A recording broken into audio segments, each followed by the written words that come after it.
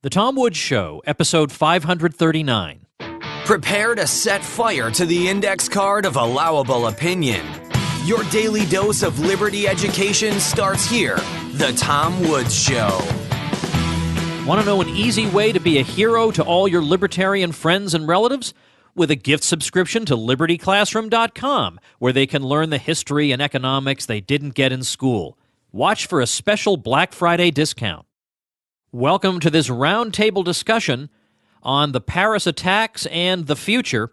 And joining us on this roundtable are three people, two of whom I've featured in the past and one of whom is new to the program. The new person is Daniel Larison of the American Conservative, where he is senior editor. He also has his own personal blog there. He also holds a PhD in history from the University of Chicago.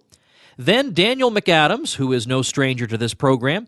Daniel is executive director of the Ron Paul Institute for Peace and Prosperity, ronpaulinstitute.org, and Eric Margolis, who is a foreign affairs expert and columnist, also the author of American Raj, The West and the Muslim World. Information about the guests can be found at tomwoods.com/539. Now, after my conversation with these gentlemen, make sure and stay tuned at the end because I have a couple of little announcements that will be useful, especially if you're a student. A couple of opportunities I want to make sure you're aware of and you may not find out about any other way. So definitely stay tuned for that. Let's turn now to our discussion. Gentlemen, thank you so much for joining me today. Thanks, Tom. Thanks, Tom. A distinctive pleasure. Thank you. I have never had three people on the show with me at once. This is going to be tremendous. I want to, of course, talk about what happened in Paris, and as I've told the listeners, I got so far ahead in episodes, and they're all numbered, that when this happened, I couldn't do an episode right away. There was nowhere to insert it, so we're getting to it better late than never. Of course, the issues it raises are perennial and unlikely to be going away anytime soon, so better late than never. What I want to start off with is the obvious question here in light of these attacks. Well, there are a lot of obvious questions, right? What does this do to the GOP race? What does it do to American politics? Where are they likely to go in the future in terms of foreign policy? Let's, I guess, start with what is it plausible to say that this is a case of blowback, or do we, in fact, have to say in a case like this that maybe there is a problem with Islam itself? Let's start with controversy here. Let's start with Daniel McAdams. Me? Yeah, I'm going to put you on the hot seat. That's what you get for being a longtime guest of the show. Oh, no. Okay, blowback. Yes, it's blowback. France has been extremely aggressive in the Middle East, particularly with its former colonies for a number of years. France was, as your listeners will remember, was in the turbo seat of the Libya regime change operation. Sarkozy was hectoring the U.S. constantly to get on board. France has been selling, giving, whatever you want to do, weapons to a lot of to rebels in Syria, including the more radical factions. It got its foot in stuck its foot in the fire and got burned. What do you other? Let's go to Dan Larison. How do you assess this? I think a lot of that's. I think that's basically right. I agree with Daniel. You see very clearly both in the French case and in the Russian case, really almost immediate blowback to their decisions to start bombing in Syria. Of course, the Russian Metrojet plane was blown up over the Sinai in what appears to be a straightforward case of retribution for Russian intervention, and in the statement claiming responsibility for the attacks in Paris, ISIS declared that bombing Syria was one of the principal reasons why they were being targeted. So I think here it's really more clear-cut than you often get in these cases. And while there may be problems within Islam, that doesn't explain why this attack at this particular time. Eric, let me ask you, I get in my Facebook feed quite a bit an image in which there's a lot of text, and they list all these different terrorist events from the past 10 or so years. And they list every single one, and they say, was committed by Muslims, was committed by Muslims, was committed by Muslims. And, of course, the lesson we're supposed to draw from this is not especially subtle, because they'll say, look, I don't see any Quakers who are shooting up civilians. I don't see anybody who's terrified of the Amish. So obviously there must be something unique to Islam, given that there are so many people no one in his right mind would be afraid of. What do you say to that? Well, this is the response of many small-minded, ignorant people. It's also the party line being promoted by the active enemies of the Arab world and of Muslims. We have people in the States who are spending $3 million a year promoting hatred of Islam.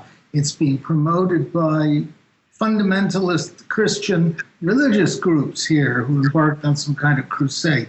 In fact, to make that argument, you could also turn around and say, well, World War II was started by Christians, and they're all over the place, and we should do something to deport them, or they shouldn't be allowed to have any positions of prominence. In my view, as an old Middle East hand, this is not about religion. ISIS is not about religion. They barely can call themselves Muslims. They go through the motions, but in fact, they're a bunch of 20-something anarchists who use the vocabulary of Islam to advance their causes, but nothing that they preach is consonant with the tenets and teachings of real Islam.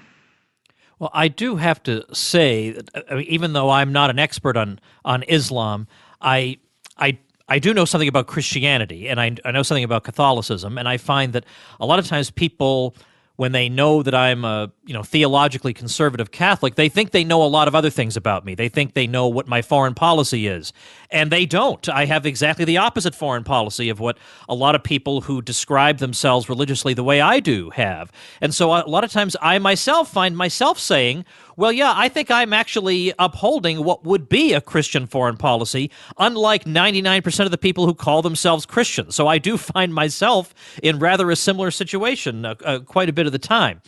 A lot of this revolves around Syria in particular. Can any of you gentlemen, and anybody who wants to speak first can take this, can any of you gentlemen identify for me a coherent explanation of, try to formulate a coherent explanation of U.S. policy in Syria? Don't everybody answer first. Yeah, don't everybody answer all at once. I'll go first. Yeah, Daniel, you get it again. I'll make it quick because I'm sure the other guests will fill in the blank more. But it's the philosophy of regime change, the idea that after the end of the Cold War, and I think Eric wrote about this recently, the idea that after the end of the Cold War, this peace dividend that was promised to us is gone because a number of different interest groups, including particularly the military-industrial complex, needed conflict to continue. So one of the things was to remake the Middle East using regime change. We know that Syria was planned as early as the early to mid-2000s. We know that from WikiLeaks. The U.S. was active in fomenting the entire phony Arab Spring operations, and the idea is still regime change. John Kerry was quoted in the New York Times just yesterday saying that a ceasefire and political transition in Syria is crucial to defeating ISIS. Now, tell me if that makes any sense whatsoever. Eric, do you want to jump in? Yeah, I'd like to just say that I've been, following American policy in Syria for a long time, and it is probably the most screwed up, poorly thought out, confused foreign policy issue that I've ever seen. And I ascribe this to the fact that the government is too many cooks are spoiling the broth, too many special interests are stirring the pot. And what America is doing is like a bull in a china shop. It's relentlessly destroying the Middle East. It's destroyed Afghanistan, Iraq, now Syria, Lebanon has been pounded, Sudan has been divided, the Shabab down in the coast in Somalia, that area has been torn apart. In essence, the United States is like a giant Rome plow, just crashing its way through the Middle East. And out of the ruins of this thing are coming all these horrible groups, some of whom we've created. Do you think there's, well, let me put it this way. When we look at the way the intervention in Syria and the U.S. position in Syria is pitched to the American public, it's pitched in terms of we're dealing with a really bad guy who's done really bad things, and we just have to get rid of this fellow Assad. We've got to get rid of this guy because we're just morally compelled to. When you look at it from a distance, though, you realize that, well, if Saudi Arabia is conniving at undermining Assad, this can't ultimately be about liberty versus tyranny. If Saudi Arabia is on your side, maybe it's about something a little bit more mundane. Certainly in Saudi Arabia's case, maybe they would like to undermine an Iranian ally, namely the Assad regime in Syria. I mean, in other words, are we dealing with something a little bit more mundane here than regime change from going from a tyranny to a liberal democracy? Is there something else maybe at work? Yeah, well, I think that hits on something I was going to get to, which is that a lot of this is driven by the obsession with curbing or pushing back on Iranian influence in the region. Where we're seeing this in the way that we've enabled the Saudis and the Gulf states to wreak havoc in Syria, and we're seeing it in our support for their doing the same thing in Yemen. There's this indulgence of what's really a sectarian rivalry with the Iranians and their allies by lending all the support that we can to the Saudis and the Gulf states, who of course have no scruples about doing deals and backing jihadist groups. All right, is there anything then that the U.S. could do that could improve the situation? I mean, in other words, the French launched a bombing campaign to the cheers of the world. I don't know what kind of effect it had, but is there anything militarily that the U.S. can do? I mean, after all, we are dealing with a particularly vicious group of people, and there would be a tremendous support for going after them, but how would you go after them, and is there a way of going after them that doesn't make the problem worse? If I can jump in, Tom, sorry, but I just have to share my terrible sense of apprehension that, and I don't want to get heavy into conspiracy, but that this whole thing is, at least it's being used as a propaganda ploy to get Americans on the side of a full ground war in Syria. There was a Bloomberg poll out today showing that 53% of Americans support U.S.-Russia military cooperation to fight ISIS. They're evenly split on whether to send ground troops into Iraq and Syria. These kinds of spectacular events tend to coalesce the Americans' view toward war, where we had not long ago the Americans resoundingly opposed to going back into these places. This whole idea, and the Russians are embracing it too, they would love to have this idea of a wonderful world coalition fighting ISIS. It is absolutely not our fight. The Russians started in with very limited goals, which is simply to give a boost to Assad's army, the legitimate government of Syria. If this turns into a worldwide crusade against ISIS, it'll only come back to haunt and hurt the United States. I would say, watching this whole episode about Syria, I've been absolutely astounded by the amount of lies and disinformation and double talk that's come to us through the media. I used to think the old Soviet media was bad, but we've gone a great leap forward beyond them in promoting government policies. The American public is completely, well, as Mark Twain said, if you don't read the papers, you're uninformed. If you do read them, you're misinformed. And that is just where we are now. We have the Wall Street Journal and the New York Times and the Washington Post, the three pillars of neocon policy, urging us into a war there.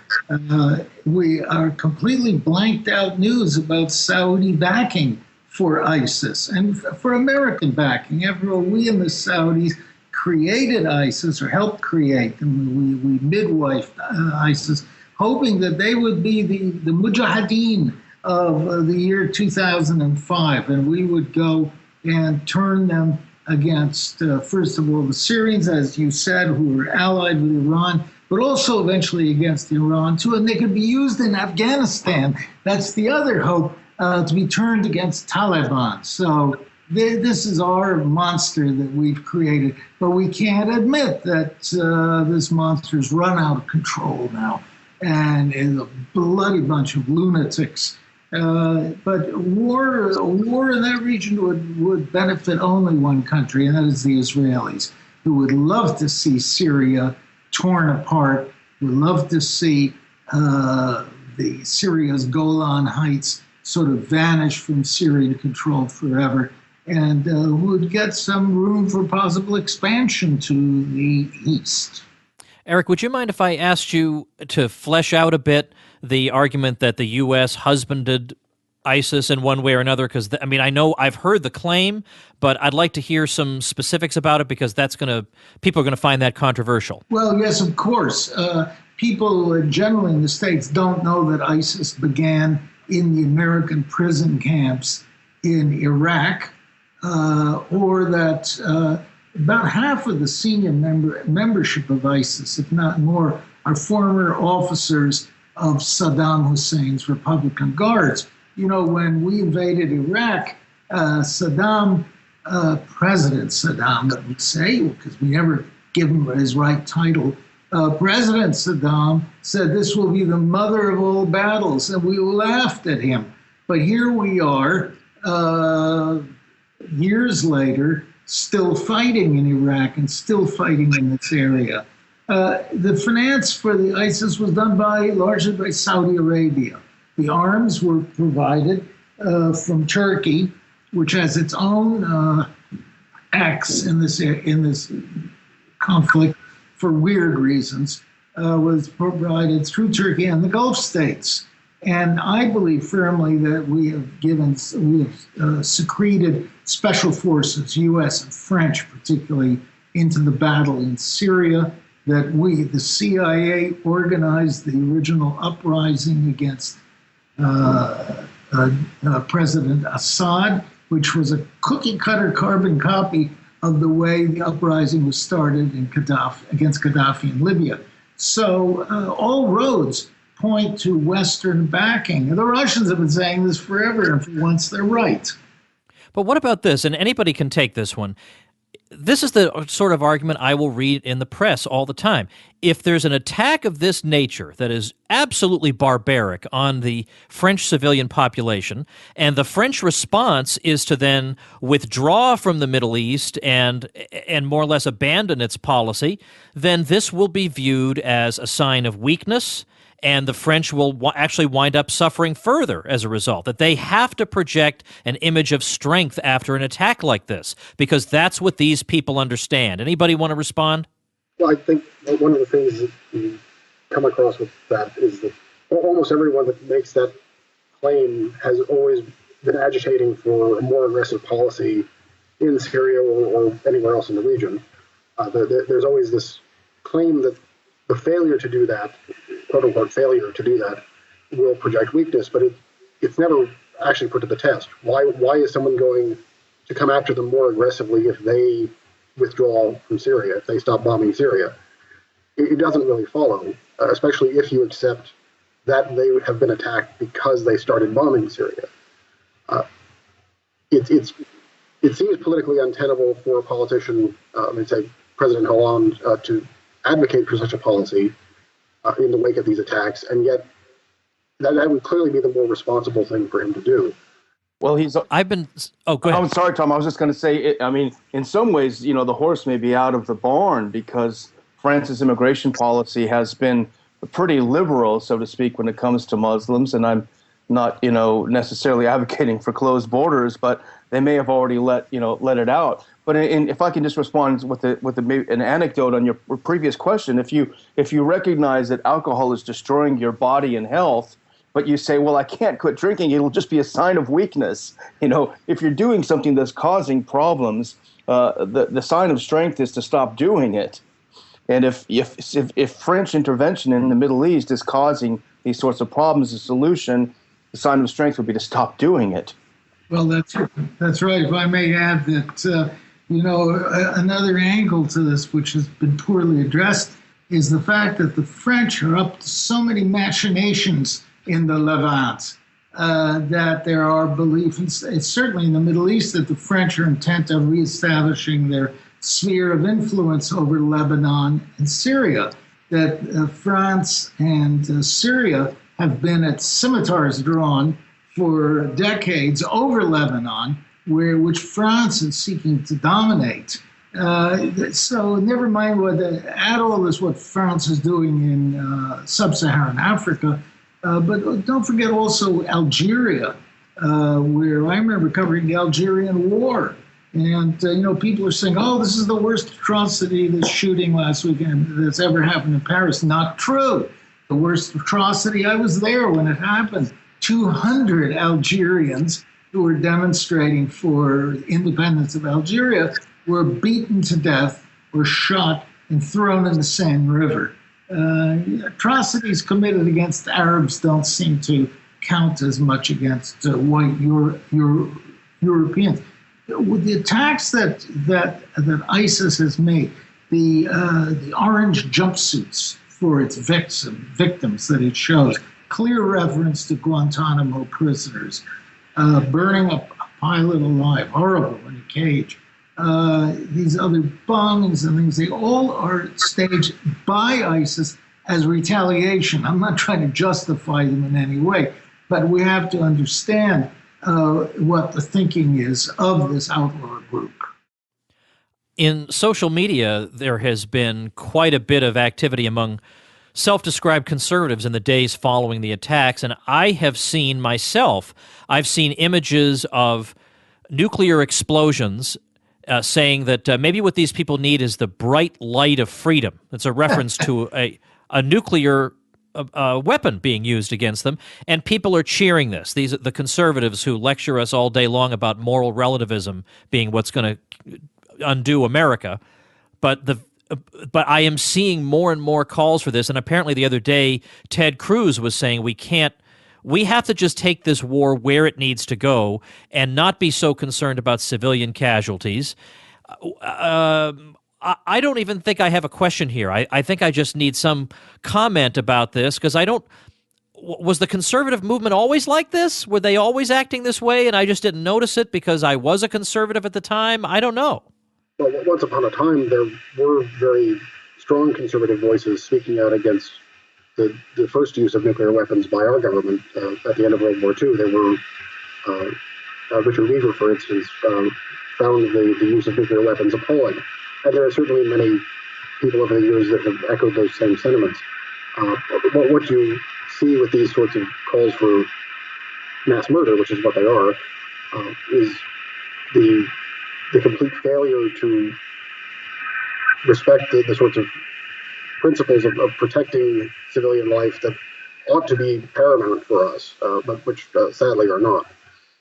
And if conservatism finds its base in Christian and religious values, you can't forget, some of the most important aspects of the just war theory, which is that once a war has started, you must do everything possible to protect civilian lives. So they're certainly not acting in any way as Christians to support such a move.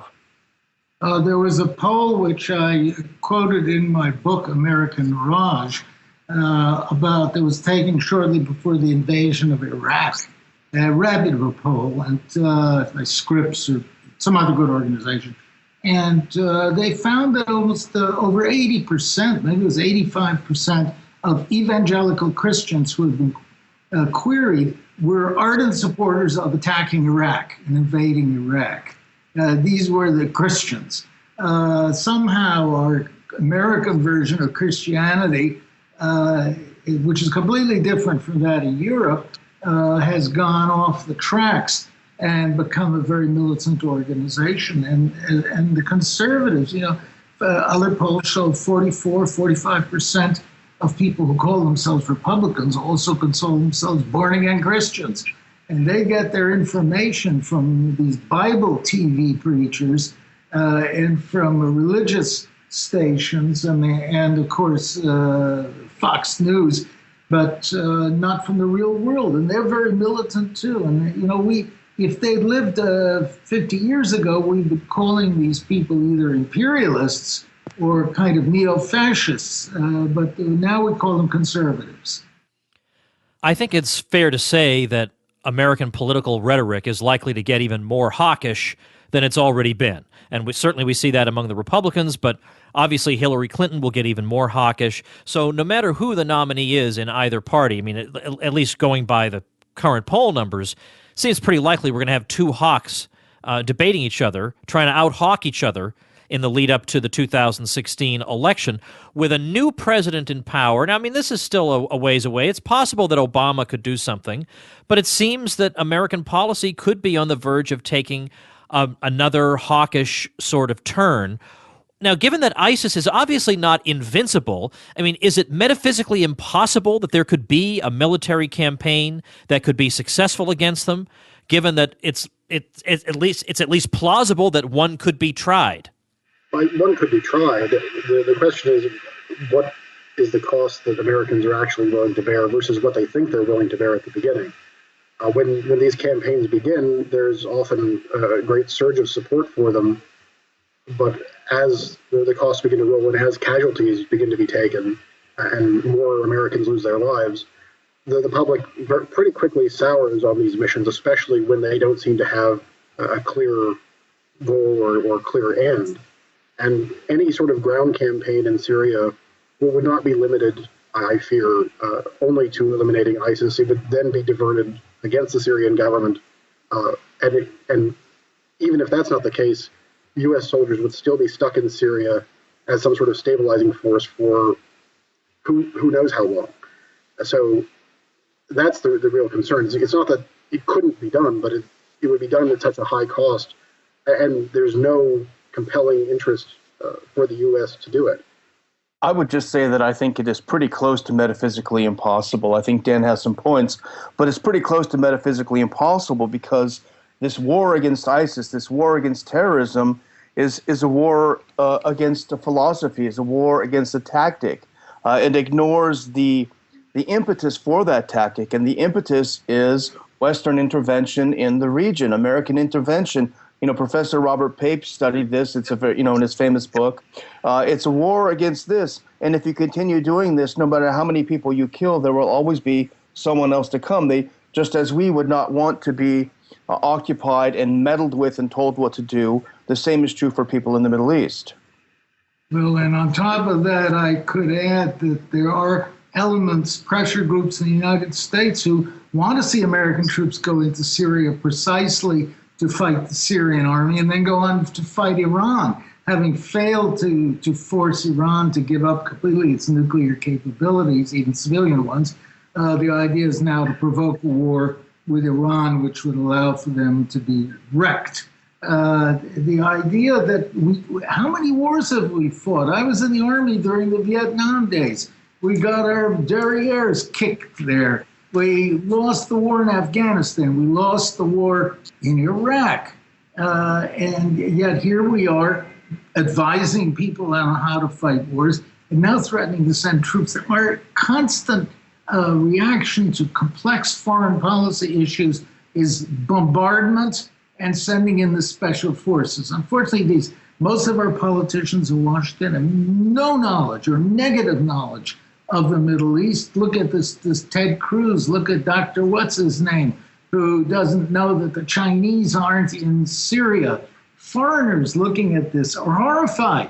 How can one of these people have become president? It's not just president of the U.S., it's emperor of the whole non-Russian, Chinese, Indian world.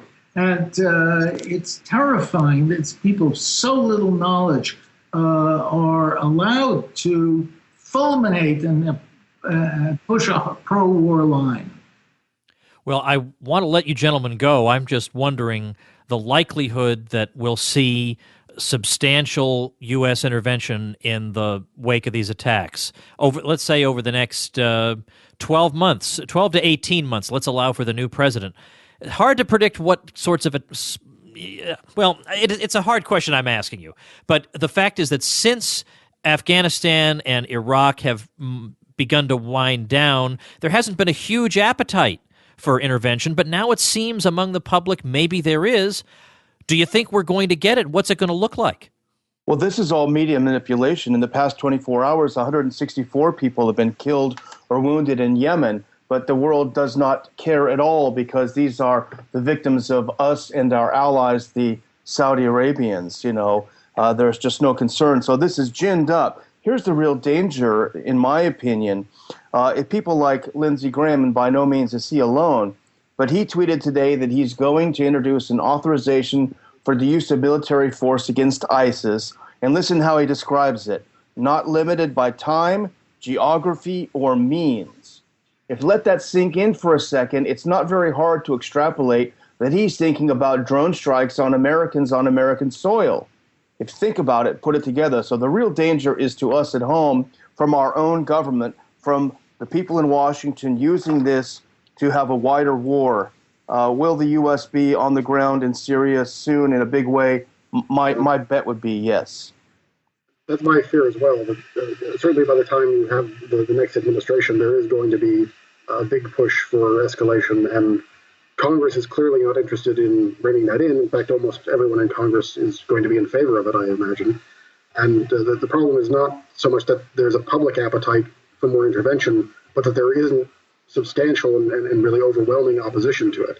So the escalation is going to happen, and people are going to acquiesce in it. Eric, I'll give you the final word here.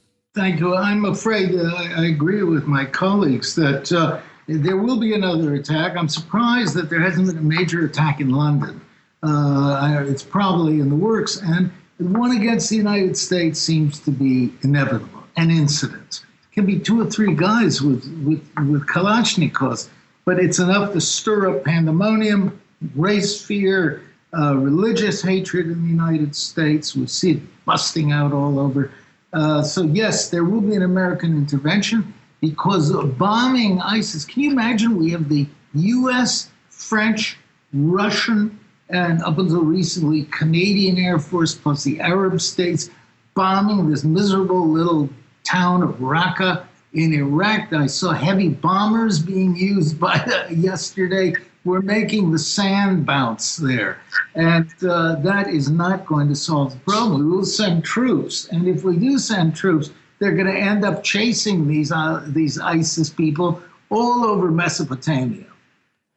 Well, I only wish that the 3 of you gentlemen had more of an opportunity to speak to the American public, so Americans were not just tuning in on the cable channels to retired generals who are now consultants for military companies. But unfortunately, that is the situation that we face. Well, we appreciate your time, everybody who listens to the show, and I myself appreciate your time very much. It was wonderful to have all 3 of you here with us. I'll link to books of yours, I'll link to your sites and everything you're up to at tomwoods.com/539 for this being episode number 539. Thanks so much, everybody. I appreciate it. Thank you. It's been a pleasure, Tom.